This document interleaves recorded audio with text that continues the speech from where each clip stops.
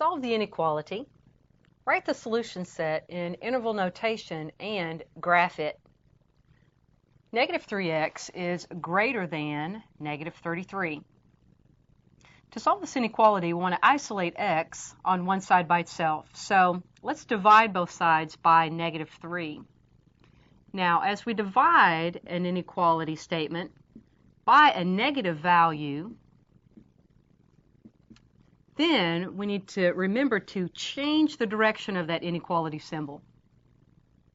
So on the left then we have x, and that is less than negative 33 divided by negative 3 is 11.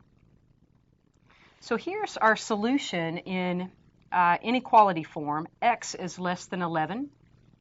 In interval notation, we would describe this as all numbers from negative infinity up to, but not including 11.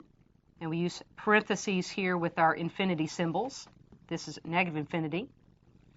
We also want to graph this solution. All values that are less than 11, let's locate 11 on the number line.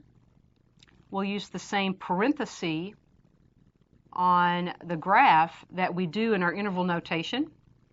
And let's create a bold line to the left with a dark arrow indicating that the solution interval is all these numbers that are to the left of 11 on the number line.